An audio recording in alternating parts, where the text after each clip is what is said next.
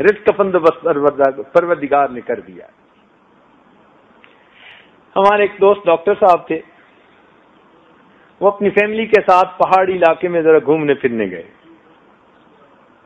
ایک پہاڑ پر گول خوبصورت سا پتھر تھا، اس پر جب ان کی نظر پڑی نا تو ان کی بیٹی نے کہا کہ ممی وہ پتھر دیکھو، جیسے ہمارے ڈرائنگ روم کا کلر ہے نا بالکل اس سے میچ کرتا ہے۔ ماں نے کہا بیٹی اٹھا لو۔ وہ گول سا پتھر تھا، چھوٹا سا، انہوں نے اٹھا لیا۔ ان کی وائف نے کہا کہ ہم اس کو سفر کی یادگار کے طور پر اپنے ڈرائنگ روم میں رکھیں گے۔ 2 سال وہ پتھر ان کے ڈرائنگ روم میں رہا۔ ایک دن ان کی بیوی صفائی کر رہی تھی خود، اس نے جب پتھر کو اٹھایا تو وہ پتھر اس کے ہاتھ سے پھسلا تو فرش پہ اوپر گر کے 2 ٹکڑے ہوا۔ اس نے دیکھا تو اس کے اندر ایک سوراخ تھا، ایک کیویٹی تھی اندر۔ جب اس نے دیکھا تو ایک کیڑا اس میں سے نکل کے فرش کے اوپر چلنے لگے۔ حیران کہ 2 سال یہ پتھر ہمارے گھر پہ رہا، اے مالک تو کتنا بڑا ہے، بند پتھروں میں بھی تو کیڑوں کو غذا پہنچا دیتا ہے۔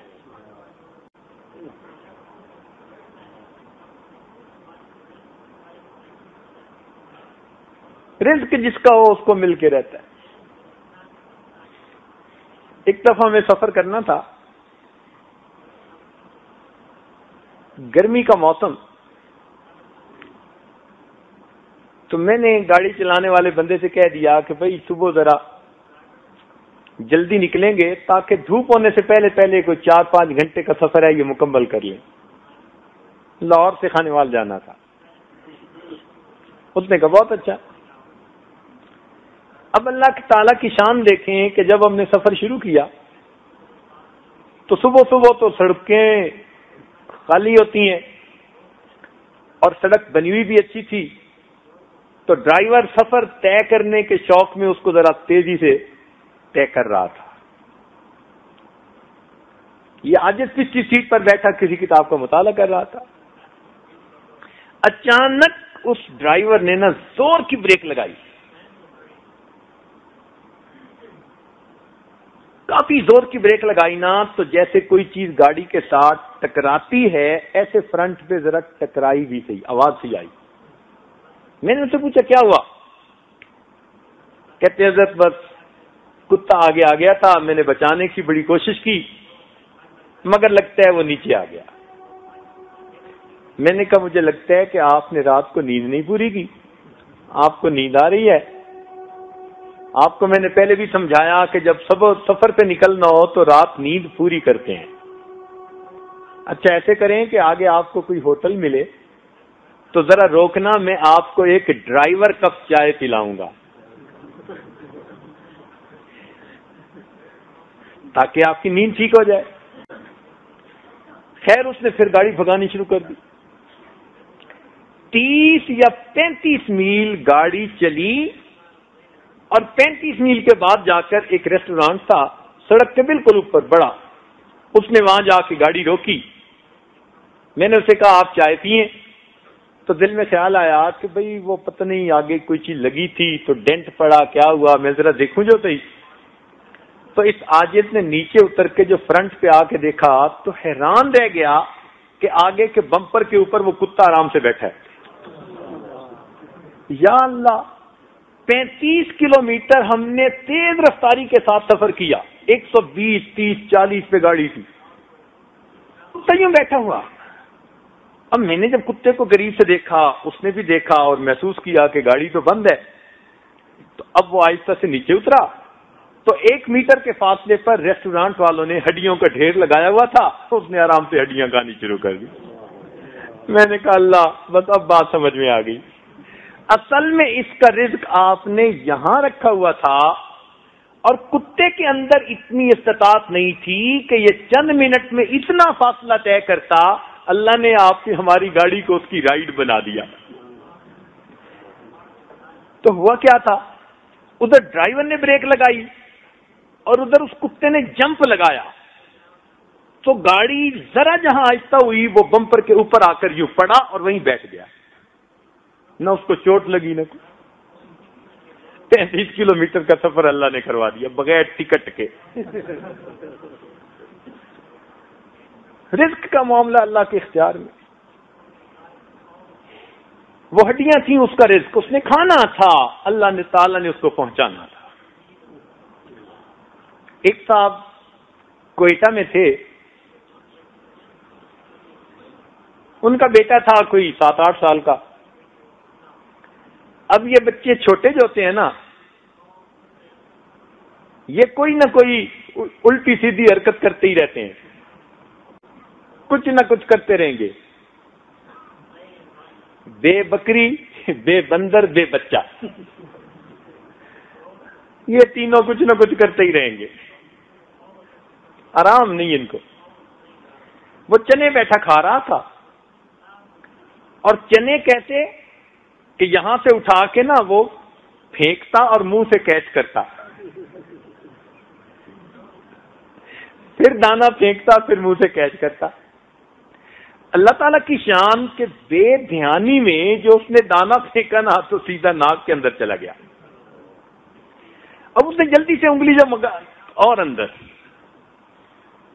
پینک ہو گیا تھوڑا، اور اس کو اگر اس نے نکالنا چاہا تو وہ اچھی طرح ناک کے اندر کے سوراخ میں پہنچ گیا.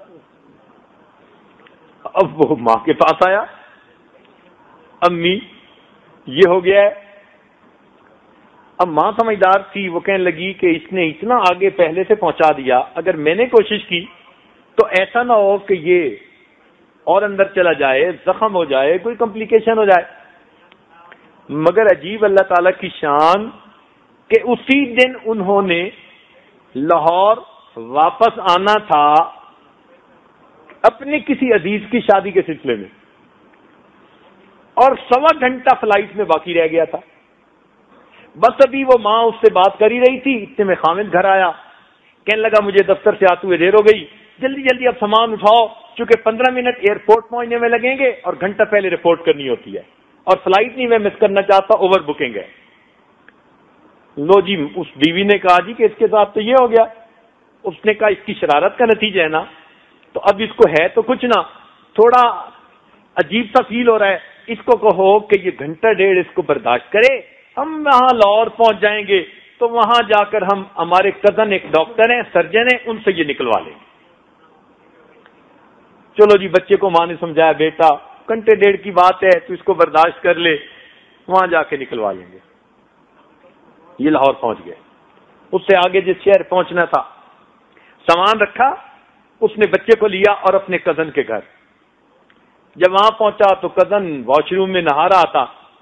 اس کی وائف نے اس کو بٹھایا ڈرائنگ روم میں اور کہا جی کہ بس جیسے ہی وہ ابھی واش روم سے باہر آتے ہیں ابھی آپ کے پاس آتے ہیں، آپ بیٹھے، میں کچن میں چائے بناتی. وہ چائے بنانے چلی گئی، یہ انتظار میں بیٹھ گئے.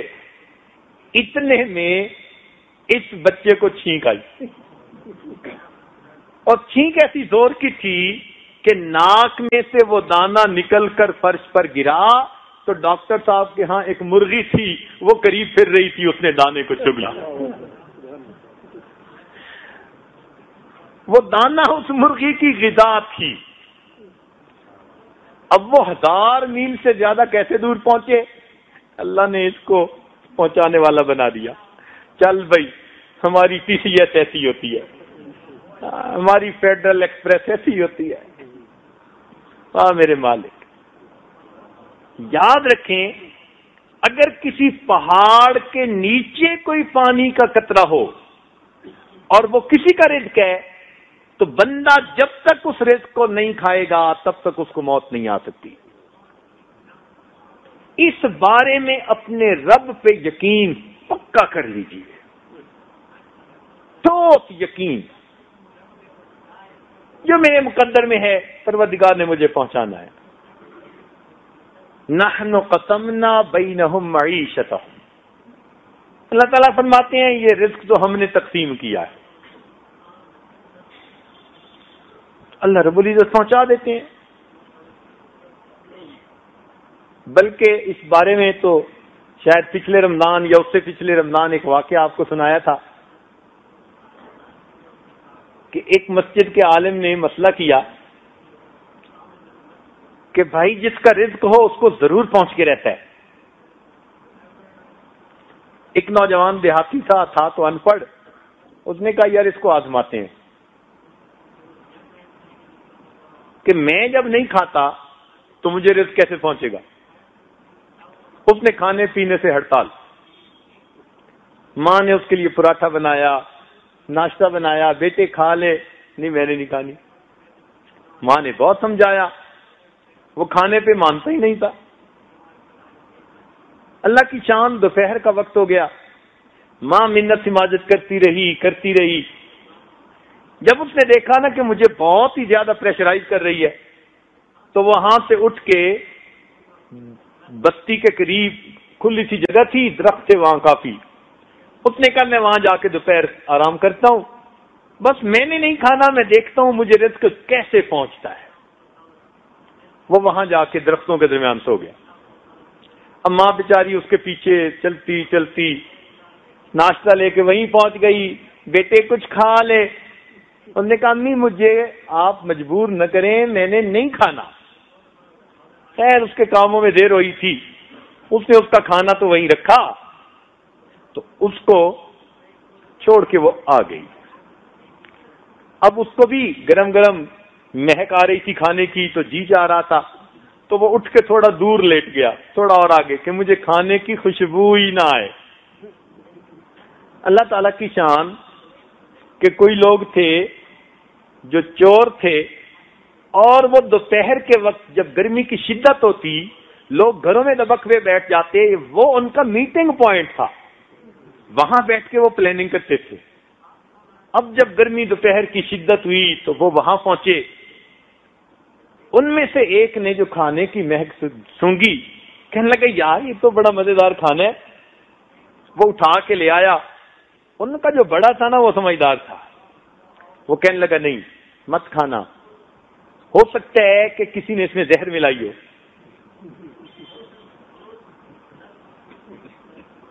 اور ہمارے لیے ٹریپ ہو, یہ نہیں کھانا. اس نے کہا کون ملا سکتا ہے؟ اس نے کہا اچھا یار جس نے ملائی ہوگی قریب ہی ہوگا کہیں, ذرا دیکھو تو صحیح. اب وہ جو ادھر چلے تو یہ صاحب پڑے ہوئے مل گئے ان کو, انہوں نے پکڑ لیا. اچھا تو مکاری کر رہا ہے, لیٹا پڑا ہے, تو نے یہ کھانا رکھا, چل کھا اس کو. کہتے جی میں نہیں کھاتا.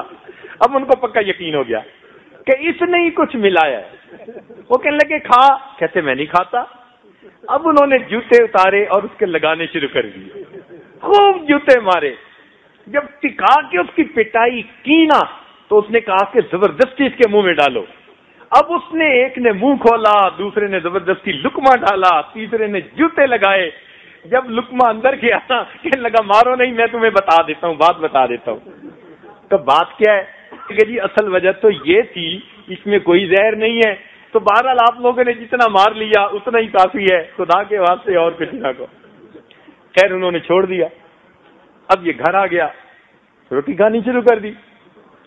خیر اب جب اگلا جمعہ کا دن آیا تو مولانا صاحب نے پھر آگے جو ہے وہ اپنا مسئلہ چھیڑا اور مزید آیتیں اور حدیثیں اور ساری بتائیں. یہ غور سے سنتا رہا. جب جمعہ پڑھ لیا نا تو اٹھا اور مولانا صاحب سے آ کے ملا. کہتے مولانا صاحب آپ مسئلے ادھورے نہ کیا کریں, مسئلے پورے کیا کریں.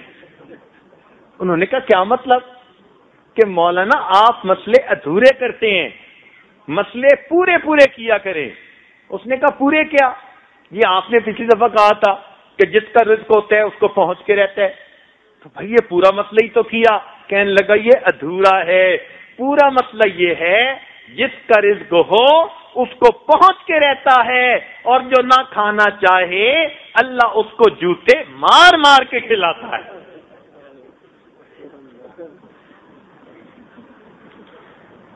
تو واقعی ایسی بات ہے. آپ نیت تو کریں کہ میں نہیں کھاتا, دیکھیں اللہ آپ کو کیسے کھلاتے ہیں. مجبور ہو کہ آپ کو کھانا پڑے گا. ہاں میرے مولا آپ کیسے دینے والے رزاق ہیں, کیسے پہنچانے والے رزاق ہیں. اللہ رب العزت نے رزق کا ذمہ لیا ہے. اور یاد رکھنا کہ جب بندہ اس رزق کو نیکی کے کام میں استعمال کرتا ہے نا، پھر اللہ تعالیٰ اس رزق میں برکت دے دیتے ہیں.